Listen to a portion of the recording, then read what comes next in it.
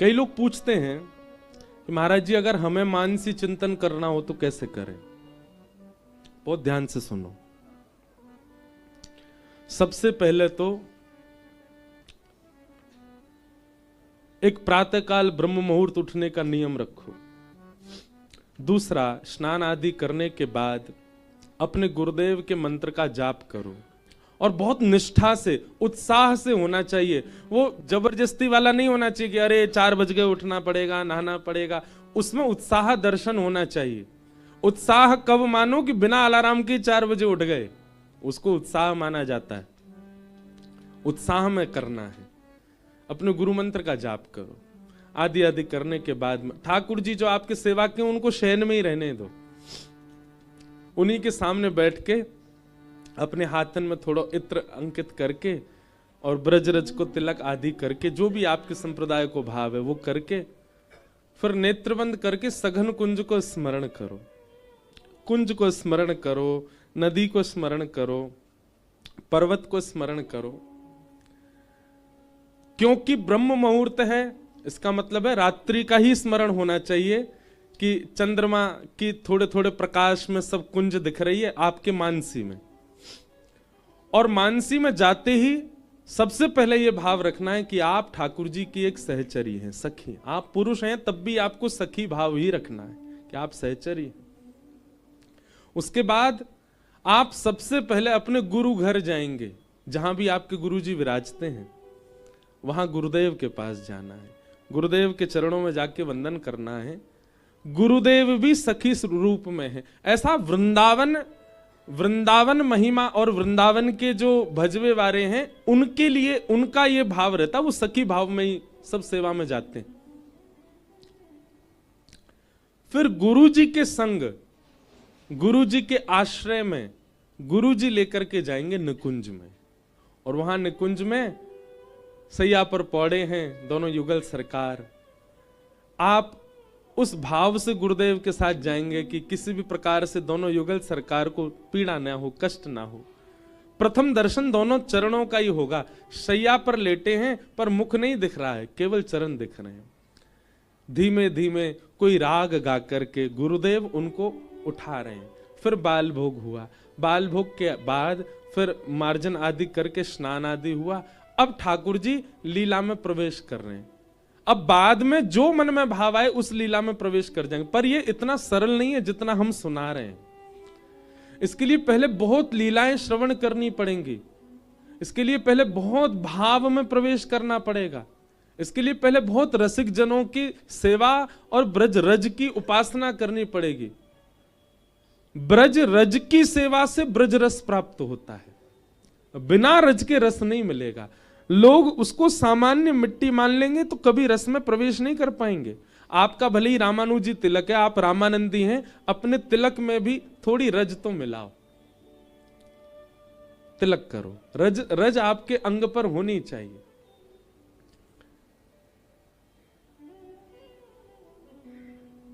बिना गुरु के, बिना गुरु दर्शन के आप मानसी में नहीं जाइए।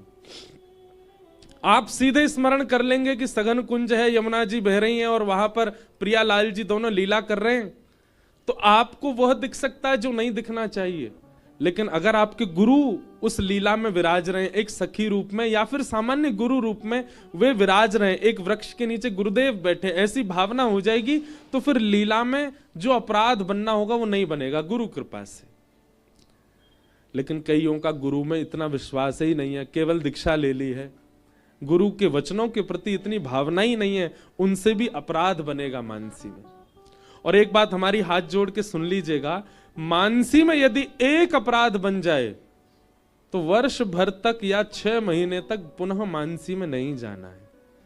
फिर आपको नाम जप के द्वारा, अपने भोजन प्रसाद की शुद्धि के द्वारा, अपने गुरु घर और रज की सेवा के द्वारा 6 महीना तक ऐसे ही रहना है। खूब लीला कथा सुननी है, सत्संग सुनना है, फिर प्रयास करना है अब मानसी में जाए। फिर आपको भी ऐसे, इतना सरल नहीं होता है। हमारे ब्रज के रसिकों ने या हमारे साईं ने भी बहुत समय दिया है सेवा को, बहुत समय दिया है आराधना साधना को तब जाकर के उस मानसिक स्थिति में पहुंच पाए।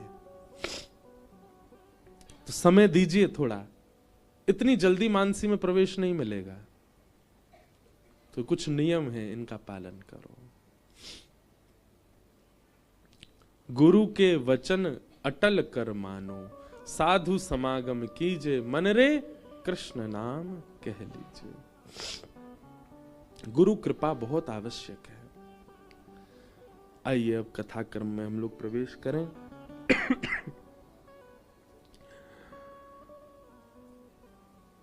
सवै पुंसां परो धर्मो, यतो भक्ति यदोक्षजे,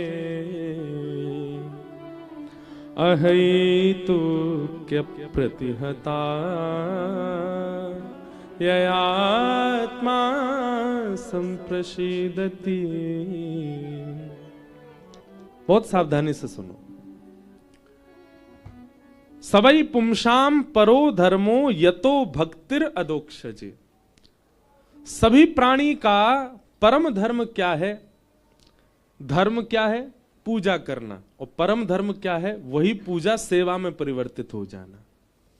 वृंदावन वासी पूजा नहीं करते, वृंदावन के उपासी सेवा करते। पूजा और सेवा में अंतर क्या है? पूजा अपनी मनोकामना के लिए होती है और सेवा ठाकुर की राजी के लिए होती है, ठाकुर की प्रसन्नता के लिए होती है। वृंदावन वासी पूजा नहीं करते, वृंदावन वासी सेवा करते हैं। बिहारी जी की पूजा नहीं होती। लोग कहते हैं हम पूजा करवे जा रहे हैं बिहारी जी, तो सुनने में ही अटपटा सा लगता। बिहारी जी की और पूजा, बिहारी जी की पूजा ना होवे, बिहारी जी की सेवा होवे, राधा रमन जी की सेवा होवे, गिरिराज जी की सेवा होवे, राधा वल्लभ जी की सेवा होवे, पूजा नहीं। कान पकड़ के कहें, पूजा ब्रज से बाहर ही रहती है, यहां तो सेवा रहती है, यहां तो सेवा होती है ठाकुर जी की। और सेवा में अपनी इच्छा प्रधान होती ही नहीं है, अपने सुख का विचार होता ही नहीं है, वहां केवल ठाकुर के सुख का विचार किया जाता है। इसलिए हमारे वृंदावन की रीति में ऋतु के अनुसार ठाकुर जी को वस्त्र पहनाएंगे, ऋतु के अनुसार इत्र की सेवा करेंगे, ऋतु के अनुसार ठाकुर जी के अब फूल बंगले अब नहीं बनेंगे बिहारी जी में। क्यों? क्योंकि शीतकाल आ गया।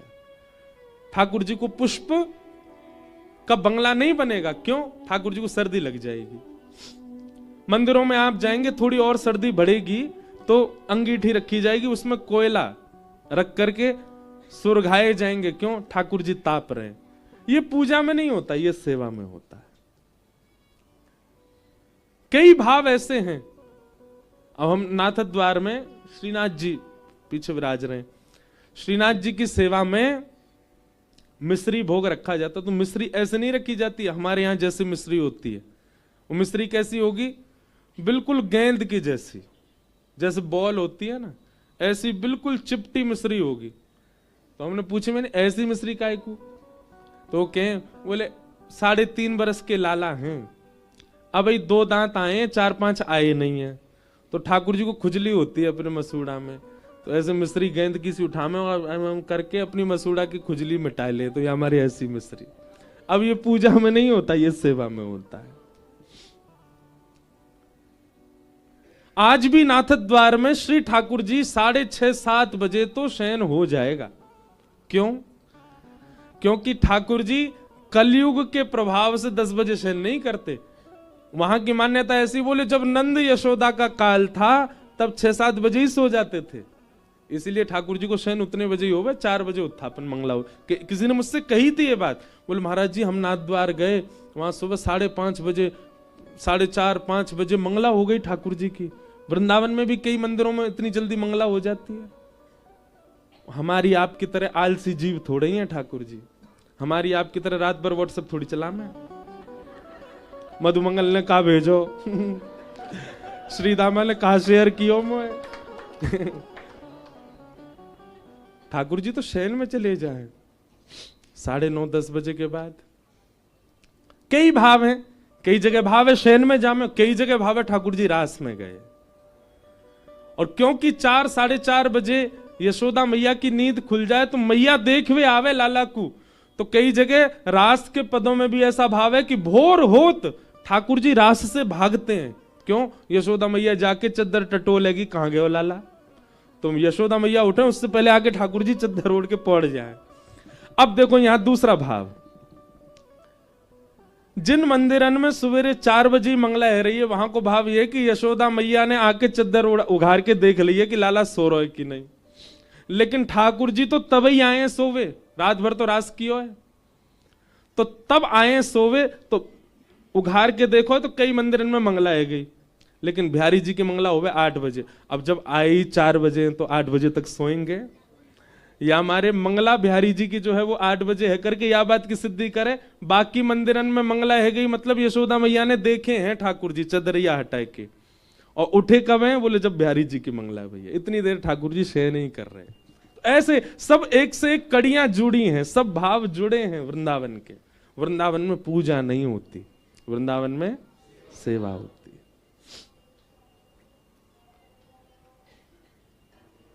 तो धर्म क्या है? पूजा करना। और परम धर्म क्या है? सेवा करना। और सेवा सबके जीवन में नहीं आती बंधु, सेवा भी भाव वाले के जीवन में ही आती है। आपके चाहने से सेवा नहीं आएगी, ठाकुर जी के चाहने से सेवा आती है। अच्छा, आपके चाहने से ठाकुर जी आ जाएंगे, पर वो सेवा का विस्तार ठाकुर जी की कृपा से होता है। उसके लिए किसी किसी को खूब तड़पना भी पड़ता है, पर ठाकुर जी करते हैं कभी ना कभी अनुग्रह। तो सवई पुंसाम परो धर्मो, यहां की कथा वृंदावन परख ही हो रही है, तो संपूर्ण भागवत के अर्थ भी वृंदावन परख ही हो रहे हैं, इसलिए उस भाव से सुनिएगा। सवई पुंसाम परो धर्मो यतो भक्तिर अदोक्षजे अहैतुक्य प्रतिहता।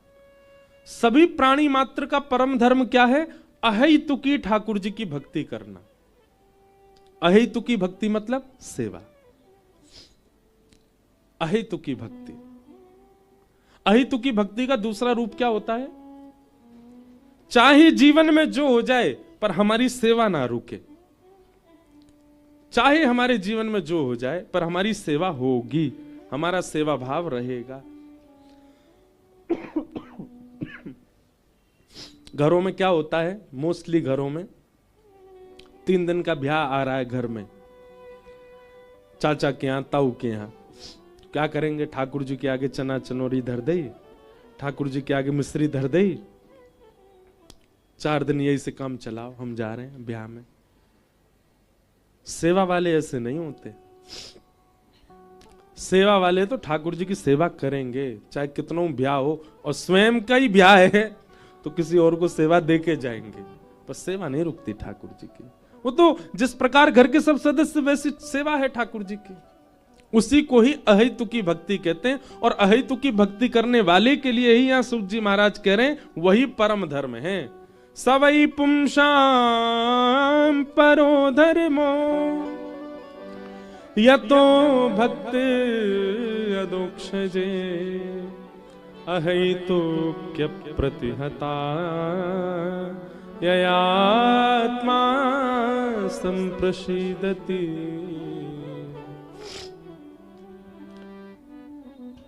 पूज्य श्री मलुक पीठ वाले महाराज जी एक बार एक भाव सुना रहे थे। मलुक पीठ के बगल में एक स्थान है खाक चौक, वहां के पूज्य महाराज जी, उनको किसी कारण से 1-2 दिन के लिए कलकत्ता जाना था, तो अपने एक सेवक को सेवा दे गए ठाकुर जी की। बहुत ध्यान से सुनना। बता के गए, बोले देखो तुम हमारी सेवा देखी है तुमने, कैसे हम सेवा, वैसी सेवा करना है इनकी, ठीक है। और हम लौट के आए, हमको सेवा बहुत अच्छी मिलनी चाहिए। तो सेवक बोला ठीक है, बोला वाला बेचारा सेवक। अब महाराज जी तो चले गए, महाराज जी किन्हीं की कथा सुना रहे, कोई संत थे वहां, उनके भाव सुना रहे। संभवतः महाराज जी के ही गुरुजी श्री पहाड़ी बाबा महाराज का ही चरित्र था। तो वे जैसे कलकत्ता गए तो वहां यहां जो सेवा जिनको देके गए, बोला भाला व्यक्ति, उसने विचार किया, बोले गुरुजी कह के गए बढ़िया सेवा होनी चाहिए। जो ठाकुर जी रोज जल से नहाते हैं, पंचामृत से नहाते हैं, और गुरुजी इनको सूती कपड़ा से पोंछ देते हैं, आज मैं इनको रगड़ रगड़ के नवाए दूं। तो उसने क्या किया, सर्फ होता है ना कपड़ा धोने वाला, वहां से ठाकुर जी मीड़ दिए ऊपर से नीचे तक, उनके गाल में ले, हाथ में ले, सब जगह सर्फ लगा दिया। और यहीं तक ही नहीं, बर्तन मांजने वाला मांजना होता ना, उससे जाके घिस और दिए, और चमक जाएंगे ठाकुर जी। और जैसे ही उसने जल आदि डाला तो ठाकुर जी तो चमचमाने लगे बिल्कुल। उसने कही अब गुरु जी देखना ऐसे प्रसन्न हो जाएंगे चमकते हुए ठाकुर जी को देख के। पर वहां दूर देश में बैठे महाराज जी रात्रि में जैसे सोए तो उनको श्री रामचंद्र जी के गाल पे घाव दिखाई दिए, हाथ में घाव दिखाई दिए, वक्ष में घाव दिखाई दिए। स्वप्न में ऐसे ठाकुर जी दिखे, तुरंत दौड़े वृंदावन के लिए। वापस वृंदावन आकर के जब ठाकुर जी को देखा, ठाकुर जी चमक रहे हैं बिल्कुल मंदिर में, अपने सेवक से कहा तुमने सेवा करी? वो गुरु जी देखो कैसे चमक रहे हैं ठाकुर जी, आपकी सेवा से भी नहीं चमके इतने तो। वो सही बताओ तुमने क्या किया? बोले हमने ठाकुर जी को नवाया। बोले सच बताओ, थोड़ा क्रोध करके पूछा तो बताया कि हमने तो सर्फ से नवाए ठाकुर जी। महाराज जी के नेत्र सजल हो गए। फिर 15 दिन तक, जब तक ठाकुर जी पुनः स्वप्न में नहीं आ गए, तब तक रोज लेप बनाते और लेप बना करके ठाकुर जी के श्री अंग पर लगाते और नित्य औषधि बना करके ठाकुर जी को पिवाते प्रसाद में। 15 दिन तक जब ये क्रम करते रहे, 15 दिन बाद जब ठाकुर जी स्वस्थ होकर के उनको स्वप्न में दर्शन दिया, तब लेप लगाना और औषधि पिलाना विश्राम किया। और फिर समझाया ये पाषाण तुम्हारे लिए हैं, परंतु ये साक्षात ठाकुर जी हैं। हम इनकी सेवा करते हैं, हम क्या भाव रखते हैं वैसा ही क्रम हो जाता है हमारे साथ। हमने कितनी बार अनुभव किया हमारे लाल जी का। रात्रि में कई बार झारी जी में जल नहीं पधराया जाता ढंग से, मुझे रात भर प्यास लगती है और सुबह देखने जाते हैं तो सेवा में पता चल जाता है झारी जी में जल नहीं था रात्रि में, इसीलिए प्यास लग रही। ये जुकाम भी भयो, निश्चित ही हमारे लाल जी को सर्दी लगी है, या हमारे आज सवेरे थे कोयला की अंगीठी धरवा दी है ठाकुर जी के आगे। ठाकुर जी को मोजा नहीं पहनाओ, हाथ में मोजरी नहीं पहनाओ, सो निश्चित है। अच्छा, मोए भी पता है कि कारण मेरे अस्वस्थता को कारण कहा है। यहां आवे से पहले एक दिन आगे काजे में कहीं गए हो, वहां उनको लेके नहीं गए हो, वही बात से नाराज है गए, मोए क्यों ना लेके गए हो। और वहां की सर्दी से मोए सर्दी करवाए दी है। मानो ठाकुर जी ऐसा बतावे कि मोए है गई है सर्दी, अब तू मेरी सेवा कर, तू ठीक है जाएगा। कितनी बार ऐसा हुआ, औषधि नहीं ली, ठाकुर जी की सेवा में परिवर्तन कर दिया, उसी से ही स्वस्थ हो गए। तो क्योंकि वो पाषाण नहीं है, प्रत्यक्ष है। अहेतुकी सेवा करने वाले को अनुभव होने लग जाता है। अहेतुक्य प्रतिहता ययात्मा संप्रसीदति। तो परम धर्म क्या है? न विच्छिन्न होने वाली भक्ति ठाकुर जी के प्रति, उसी को ही परम धर्म कहते हैं। धर्म स्वनिष्ठित पुंसाम विश्वक्सेन कथासुय नोत्पादये दधिरतिम श्रम एव हि केवलम। धर्मस्वनिष्ठितः पुंसाम विश्वक्सेन कथासुय। बहुत अच्छी बात। श्री सूत जी कहते हैं, आप जितने भी धार्मिक क्रिया करते हो वो सब ठाकुर जी स्वीकार करते हैं कि नहीं, इसका एक ही प्रमाण है। आपके द्वारा किए गए यज्ञ, आपके द्वारा किए गए अनुष्ठान, आपके द्वारा किए गए व्रत, आपके द्वारा किए गए नियम, उनसे ठाकुर जी प्रसन्न हैं, इस बात का एक ही प्रमाण है। क्या? नोत्पादये दधिरतिम श्रम एव हि केवलम धर्मस्वनिष्ठितः पुंसाम विश्वक्सेन कथासुय। कभी सत्संग में बैठो, कथा में बैठो, किसी प्रवचन में बैठो, और कहीं नहीं तो यूट्यूब पे ही खोलो, अगर उसमें आपकी रति हो रही है, रति मतलब मन लग रहा है, आपकी इच्छा हो रही है श्रवण करने की, भले ही आपके 4 काम पेंडिंग पड़े, पर फिर भी आप उसके प्रति आसक्त होकर के श्रवण कर रहे हो। कथा में दिखने वाली आपकी रति इस बात का प्रमाण है कि आपके अनुष्ठान व्रत नियम से ठाकुर जी प्रसन्न हैं।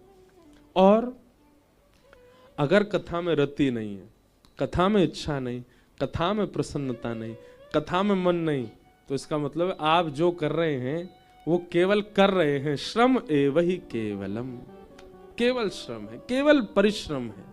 ठाकुर जी उससे प्रसन्न नहीं है।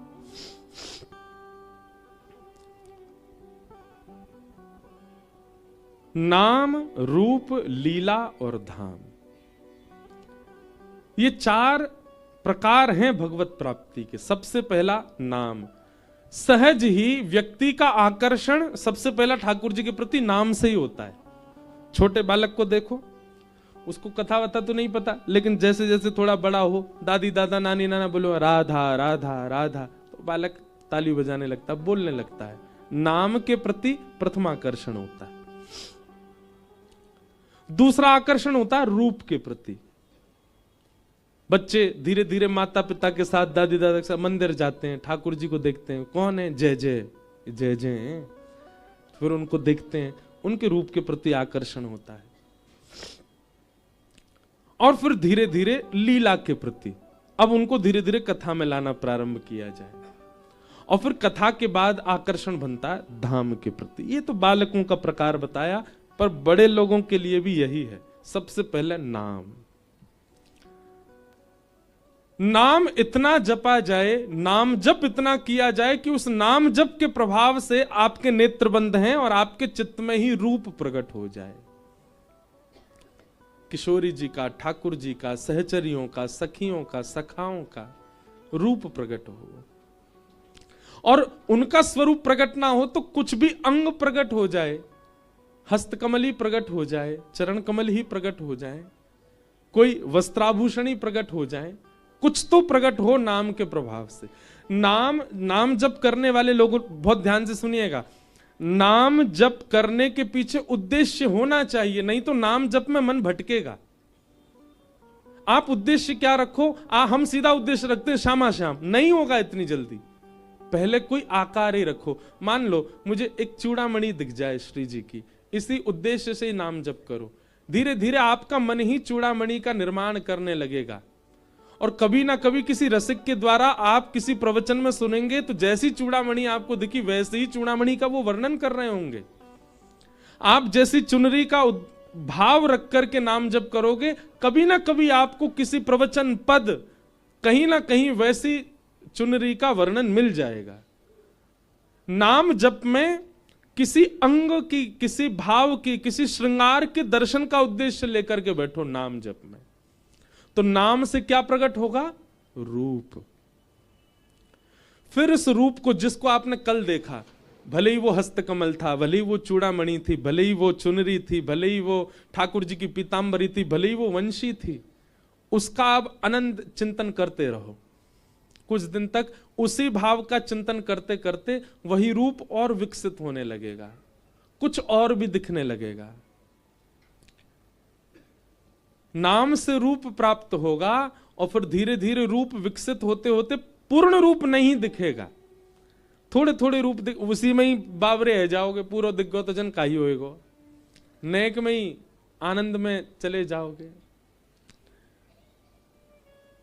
मीराबाई का एक पद है, मैं गाऊंगा अभी थोड़ी देर में, जादूवर लागत है मोहे प्यारो। ठाकुर जी जादूवर है, वो एक उंगली ते उनके नख मात्र देखवे से हम पे जादू है जाएगा, पूरा दिख गए तो जन कहा होएगो। तो रूप जितना दिख जाए उसी का अनन्य चिंतन करने लग जाओ। धीरे धीरे धीरे धीरे उसी रूप से क्या होगा, लीलाएं प्रकट होने लग जाएंगी, लीला का भाव आने लग जाएगा। जैसे एक लीला प्रकट हुई थी कुछ समय पहले, कथा करते करते। कैसी लीला थी कि श्री ठाकुर जी और किशोरी जी आपस में छिप्पम छुपाई खेल रहे हैं, समझते हैं उसको? हमारे ब्रज में दुब का धाई भी बोलते हैं। क्या बोलते हैं आपके यहां, क्या बोलते हैं? छुपन छुपाई है। तो एक लीला प्रकट हुई। कैसी लीला? सब सखीन ने कही, हे श्यामा श्याम, आज दुबका धाई खेलेंगे, हमारे ब्रज में दुबका धाई खेले। तो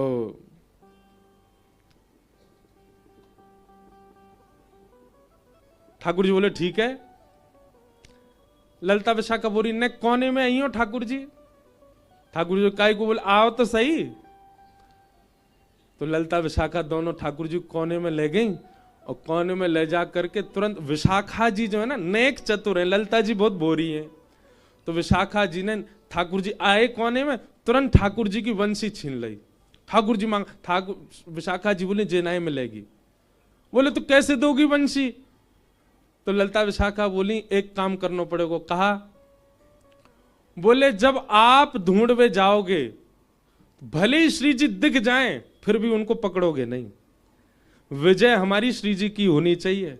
डोलते रहियो पूरे वन में, भले तुम्हें पता चल जाए यहां श्यामाजू बैठी है, फिर भी देख के अनदेखो कर दियो। ठाकुर जी बोले ठीक है। और बोले जब हमारी श्री जी को नंबर आवेगो, खबरदार जो तुम दुबके, जहां से श्री जी निकल रही हो वहीं सामने ही आ जाइयो, ताकि वो तुमको पकड़ ले फिर जीत जाए। लाल जी बोले जो आज्ञा। और ठाकुर जी को बारी आई तो ठाकुर जी आंख बंद करके 1 2 3 सब सखियां दुबक गई जा करके। श्री जी हमारी बड़ी बोरी सी हैं, एक ही वृक्ष के पीछे जाके खड़ी है गई, ज्यादा दूर कहीं भागी नहीं। अच्छा, श्री जी के मन में ये भाव है कि श्याम सुंदर जीते, मैं इतने पास ही खड़ी है जाऊंगी जी मुझको पकड़ ले। लेकिन सब सखीन ने पढ़ा दिए ठाकुर जी कि तुमको हार नो है, जीतेंगी हमारी श्यामाजू। तो लाल जी ने 10 तक गिनती गिनी, और 10 तक गिनती गिनने के बाद ठाकुर जी निकर पड़े खोजवे। ठाकुर जी को दूर से दिख गई कि एक वृक्ष के पीछे नीली नीली चुनरी दिखाई दे रही है। तो ठाकुर जी बात दिशा में ही नहीं गए, श्यामाजू खड़ी है, पकड़नी तो है ना। दूर दूर घूमने लगे। अब किशोरी जी बोली ये या तरफ ना आ रहे, तो किशोरी जी दौड़ करके वहां चली गई जहां श्याम सुंदर घूम रहे हैं, वहां जाकर खड़ी है गई जी, अब मुंह ढूंढ लेंगे। ठाकुर जी ने फिर देख ली ये तो श्री जी यहां गई, तो ठाकुर जी वहां चले गए जहां पहले श्री जी खड़ी, ये मुंह दिख नहीं जाए। करते करते एक काम ऐसा भयो कि श्री जी मार्ग में ही खड़ी है गई सामने ही, और ठाकुर जी जैसे ही मुड़े, श्री जी को देख करके आंख में कहा चलो गो है, दिखना आ रही श्यामाजू कहाँ है? अरे कहाँ जाके छुप गई हो? और इतने में ही सब सखी आई और आकर बोली जय हो जय हो जय हो, समय पूरा है गो, हमारी श्यामाजू जीत गई, हमारी श्यामाजू की विजय है गई। लाल जी चरण में बोले, अरे श्यामाजू इतने गहरे वन में काहे को छुप जाओ जो मुझे दिखो ही ना हो। ललिता विशाखा कह रही ठीक है ऐसी करो। श्यामाजू बोली अब मैं जाऊंगी, अब मैं जाऊंगी, गिनती करूंगी।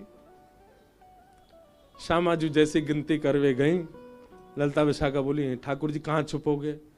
बोले आप आज्ञा करो। बोले यहाँ कहीं छुपोगे तो श्यामाजू आपको पकड़ नहीं पाएंगी, ऊपर वृक्ष पर नहीं चढ़ोगे। जहां श्यामाजू गिनती कर रही है वहां के बगल वाले वृक्ष के पीछे, और सुनो ऐसे छुपियो तुम्हारी पीताम्बरी खुली दिखे, ताकि हमारी श्यामाजू को ज्यादा कष्ट नहीं हो।